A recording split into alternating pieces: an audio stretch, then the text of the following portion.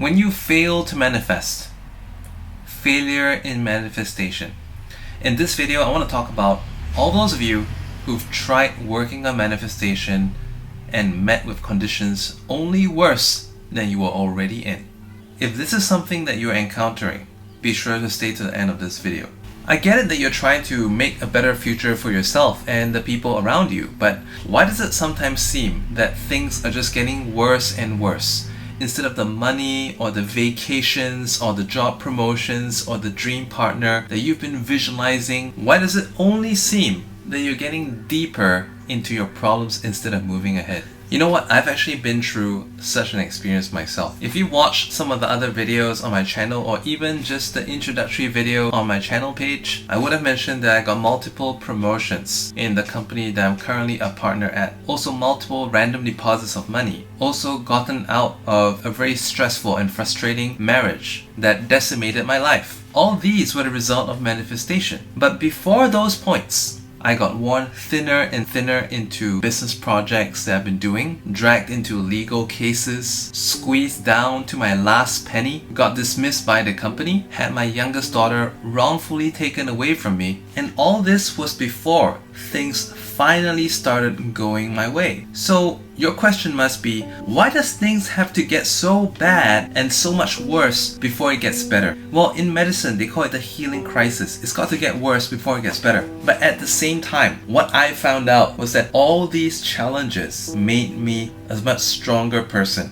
If not for all these challenges, I would not be the person I am today that have overcome these problems. While it is true that I was in an extremely abusive relationship, it is also true that I had some part to play in this because I did not respect myself. I pampered my ex-wife too much. I gave in and cultivated and further propagated a personality trait. While it is true that I was victimized by narcissistic personality abuse, gaslighting, breadcrumbing, I also had a part to play by being what society calls a beta male in the past. I was an enabler for these personality traits to come out, for the lack of leadership that I had and the lack of attention to detail. The one who is not supposed to be the head of the family had to step forward and make decisions instead of me. When I look back in the past, it is only how strong I've become that made me realize how weak I once was. In the area of finance, if I wasn't pressed down to the point that I even had to use all the loose change to pay for the utility bills, I would have never learned to ask for help because I once had so much pride.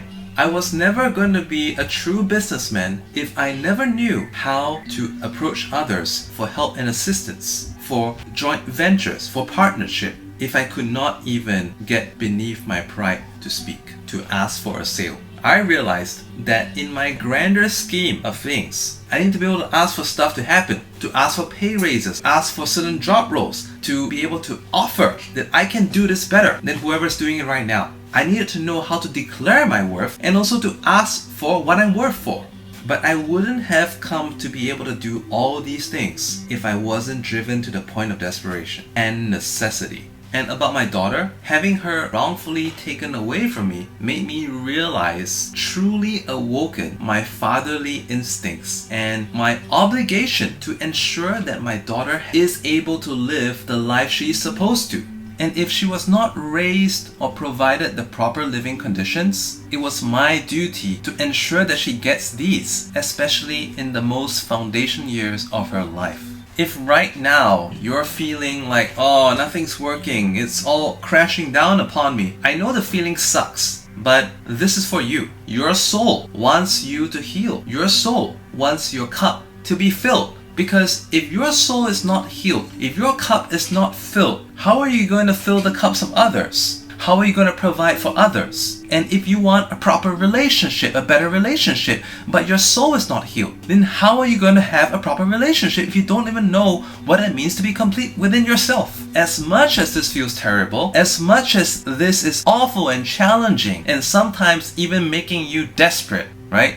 Take a moment to think and realize, what is my higher self, God or the universe, trying to teach me? What is this lesson for me? If you fail to realize what the true lesson and meaning it is, then everything is for naught. However, why we always say that in manifestation it's so important to hold on to the wish fulfilled is because in spite of our circumstances, as long as we hold on to the wish fulfilled amidst all the bad situations and challenges and things thrown our way, obstacles and whatnot, injuries, setbacks, if we can overcome all that, it's like an athlete going through an obstacle course, getting to the finish line. Wouldn't he be much stronger and more prepared for the next event? You can also look at the Hunger Games or any war movie. Why do veteran soldiers always carry more value on the battlefront? Because they have been through it. Being through it and surviving is the value. They have not only the survival instinct to make it back in one piece. When there is an objective to fulfill, you don't want to be one of those people that just runs in the face of danger, but you want to be able to first know that, yep, I'm gonna survive it. Number two, I'm gonna hit my objectives.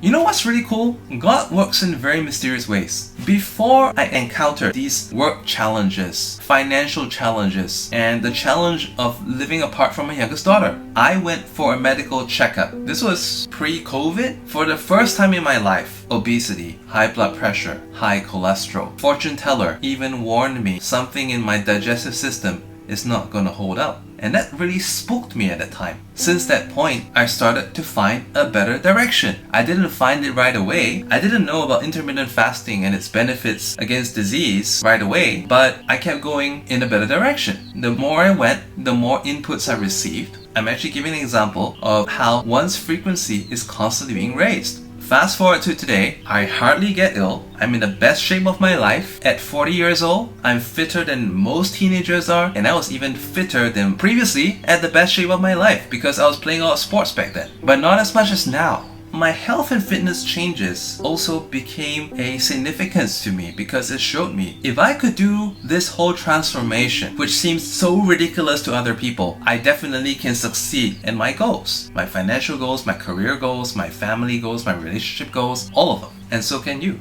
You know what I think about most people from developed countries? Way too spoiled and way too weak. You know how ridiculous it is? People are trying to get ahead in life, but they're not willing to take an extra hour or two because it's outside the work hours. It's outside of what the government recommends that we should be working. But then are you satisfied with your current financial rewards? You can't conveniently cut and paste what you want and then try to do bare minimum. Like, you can't possibly become a millionaire or multimillionaire or billionaire even, but want to live like a degenerate. It just doesn't work that way.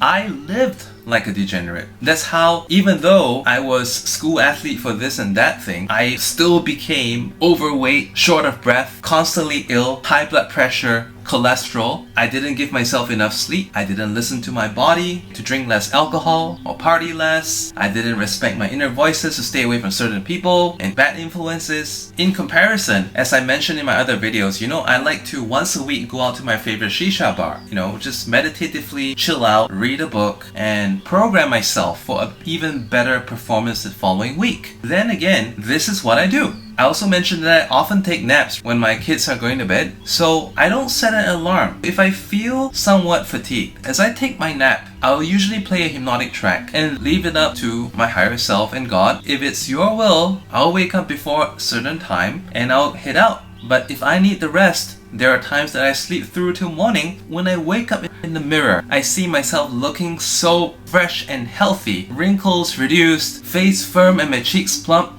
And I know I've just done what my body needs. I've given myself the rest that I require. Accept that all of these challenges, obstacles, whatever, are for your improvement. Think about what is that you wish to accomplish, and how will solving these things make me a better salesman, spokesperson, businessman, negotiator, parent, whatever. Say to yourself, I own this challenge. This result is mine. I own this challenge. I own my result. I own my success. And let's be honest. Ask yourself, did I give it my best? If not, just show up for what you need to do. Get out there. Overcome those things. You are way better than this. This is just a step towards your greater goal. It's far better to succeed having improved yourself several levels. Because you know why? Once you get to that high frequency, you can never simply drop off. But if you get to your success without too much of an upgrading of yourself, and this is the thing about degenerates, right? They jump on crypto, their accounts go super big all of a sudden. They start being baller in the clubs, living a big life, but whenever there's a sell down, they're like, oh shit, what do I do next? By that time, they're way too deranged to do anything about it. Let it not be you. You're better than that. For another video, watch this one over here.